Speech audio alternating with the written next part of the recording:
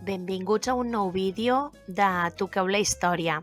En el tema d'avui tractarem les unificacions d'Itàlia i Alemanya durant el segle XIX, que van ser fruit del nacionalisme. Però primer de tot, anem a explicar què és el nacionalisme. Abans que res, hem de distingir entre la paraula nació i la paraula estat. Una nació és un grup de persones que comparteixen una llengua, una cultura, uns costums. En canvi, un estat és un territori delimitat per fronteres amb una població i, el més important, amb un govern propi, amb un govern independent, que no depèn de ningú. A vegades, nació i estat s'unifiquen, són la mateixa cosa, i a vegades no. A vegades un estat pot estar format per diverses nacionalitats. Mireu, us poso com a exemple la Gran Bretanya, que és un estat format per 4 nacionalitats o nacions: Anglaterra, Gal·les, Escòcia i Irlanda. El mateix passa a Espanya, i no ho dic jo, ho diu la Constitució espanyola, que diu que Espanya és un estat plurinacional. Espanya seria un estat, Catalunya, poso el nostre exemple, el nostre cas, però n'hi ha d'altres, seria una nació. Doncs en el segle XIX va sorgir el nacionalisme, una ideologia que defensava la idea de que el poble, la nació, que ja us he dit que té uns elements concrets com són un grup de persones que comparteixen una història, una llengua, unes tradicions, uns costums, etc., tinguessin el dret a exercir la seva pròpia sobirania i a crear el seu propi estat. Aquests moviments nacionalistes es van expansionar per tota l'Europa del segle XIX i van tenir dues vessants diferents. Per una banda, tenien un caràcter disgregassor, de divisió en els imperis plurinacionals. Per exemple, el cas de l'imperi austríac, que era un gran estat format per moltes nacionalitats. Però també van tenir un caràcter unificador en el cas de les nacions que estaven trencades, fragmentades, dividides, com serà el cas d'Itàlia i Alemanya, que tractem en aquest tema.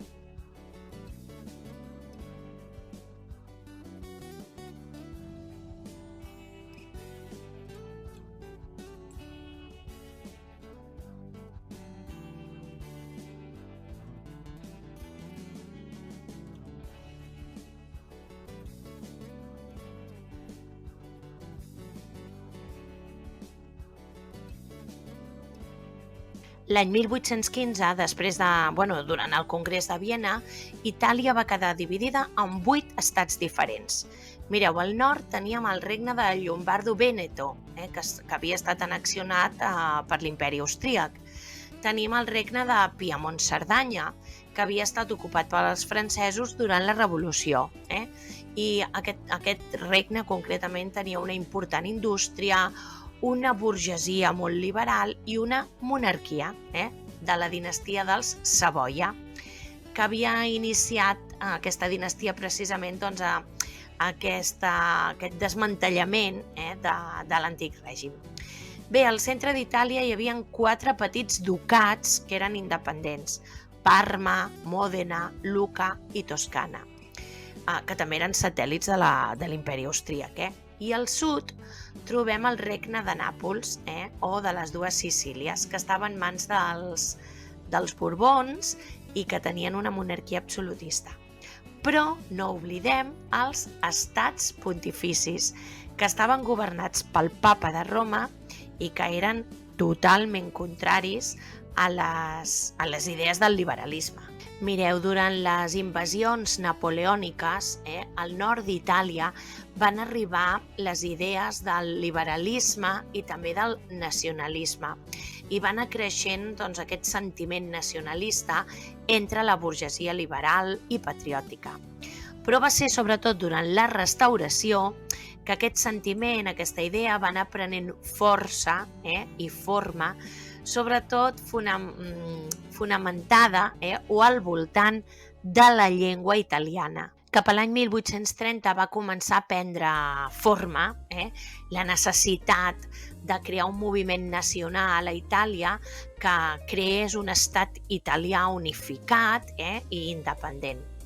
I aleshores va començar, es va originar aquest moviment de defensa del sentiment nacional italià i també de revaloritzar, de donar valor a la cultura. Aquest moviment es va conèixer amb el nom del Il Risorgimento. Mireu, els diversos estats italians, aquests 8 estats italians, tenien realitats econòmiques molt diferents. D'una banda tenim els estats del sud, que sobretot estaven controlats per la noblesa, que era la propietària de les terres, eren territoris que es dedicaven majoritàriament a l'agricultura de tipus tradicional i amb una pagesia molt pobra. En canvi, els estats del nord eren industrials, eren més rics, i en aquests territoris s'havia anat enfortint una burgesia que aspirava a tenir unes aspiracions econòmiques i també polítiques que portarien, diguéssim, a aquesta unificació. La burgesia dels estats del nord, però concretament la del regne del Piemont, és la que es va convertir en el motor d'aquest moviment nacionalista italià.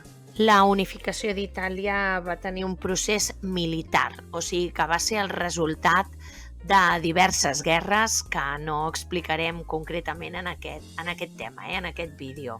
En aquest procés d'unificació d'Itàlia es van oposar 2 projectes nacionalistes diferents, 2 líders diferents. Un era de caràcter monàrquic i liberal i estava dirigit per el ministre Cavour, que és com coneixem a Camillo Benso. Era el primer ministre del regne del Piemont i comptava amb el suport, amb el recolzament de la burgesia. L'altre projecte, l'altre líder, era de caràcter republicà i democràtic i estava representat, o li donaven suport sobretot la pagesia. Estava encapçalat, era Giuseppe Garibaldi, que confiava en la via insurreccional, en la revolta, com el mitjà per imposar-se. Així que el 17 de març de l'any 1861 naixia un nou país a Europa, el Regne d'Itàlia. Tot i que l'any 1861 naixia Itàlia, Venècia i els estats pontificis en quedaven fora. No seria fins l'any 1866 que el Vèneto seria annexionat a Itàlia i el 1870 ho serien els estats pontificis. Roma es va convertir en la nova capital del Regne d'Itàlia i es va crear l'Estat del Vaticà, que mantenia la sobirania, el poder del Papa de Roma. Bé, malgrat la unificació italiana, aquest nou estat va néixer amb alguns problemes. Mireu, algunes zones on la gent parlava italià, o sigui, de nacionalitat italiana, com eren Ístria i Trento, van quedar sota domini de l'imperi austríac. Això cal que ho tingueu present, perquè quan arribem al tema de la Primera Guerra Mundial tornarem a parlar d'aquests 2 territoris. Per tant, recordeu-los. I així acabem Itàlia i ens n'anem al següent. Bé, anem al cas de la unificació alemanya, que com veureu, d'un conjunt de moltes i petites sobiranies, es convertiran en un poderós imperi.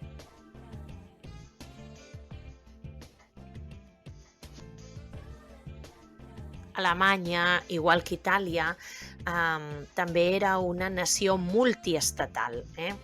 Així que a l'inici del segle XIX, en el Congrés de Viena, es va reestablir el domini austríac sobre les terres alemanyes i es va imposar la Confederació Germànica, que era una associació de 34 estats sobirans i 4 ciutats lliures que estaven presidides, controlades per l'emperador d'Àustria. El primer pas cap a la unificació d'Alemanya va tenir un motiu, una causa, un caràcter econòmic i va ser impulsat per al Regne de Prússia, que va encoratjar i animar a la formació d'un mercat únic i a la supressió, a l'eliminació de les nombroses fronteres i duanes que separaven aquests estats alemanys. Així que l'any 1834 es va crear el Zollverein, la unió duanera entre tots aquests estats que formaven la Confederació Germànica. Mireu, l'eliminació d'aquestes fronteres i aquestes duanes eren necessàries per fomentar, per desenvolupar la indústria alemanya i també per animar, per agilitzar, per el que vulgueu, el comerç. Val? I a més d'aquesta manera fer front a la competència britànica. Recordeu que la indústria, la industrialització va aparèixer a Anglaterra, a la Gran Bretanya, i després es va estendre per altres països europeus. Aquesta creació d'un mercat únic de caràcter nacional fomentava la industrialització i el lliurecanvisme, però també desenvolupava moltes altres coses al voltant de la indústria, com és, per exemple, la xarxa ferroviària, o sigui, el tren. I a més, també agilitzava, diguéssim, les relacions comercials entre els estats alemanys del nord i els del sud. Val? Per tant, aquest creixement econòmic al voltant d'aquest mercat únic va potenciar el creixement d'aquesta burgesia industrial i de negocis que també es va mostrar partidària de la construcció d'aquesta unitat nacional alemanya, o sigui, de la unificació d'Alemanya. El protagonista de la unificació alemanya va ser el Regne de Prússia, que tenia una poderosa i creixent indústria, que també tenia un poderós exèrcit i que tenia un estat, un govern ben organitzat. Per tant, això el va ajudar a convertir-se en el líder econòmic de la Confederació Germànica, però també en aquest líder d'aquesta unificació. Però l'impuls definitiu cap a la unificació d'Alemanya va ser quan l'any 1862 el rei de Prússia, Guillem I, va nomenar canceller a Otto von Bismarck.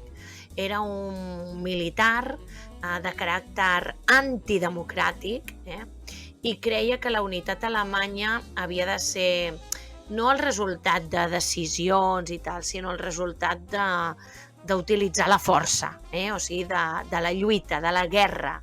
I això va quedar clar en el seu discurs que coneixem amb el nom de A ferro i sang. Finalment, després d'un conjunt de batalles, guerres i enfrontaments entre els alemanys, els prussians i els francesos, que en aquell moment estaven governats per l'emperador Napoleó III,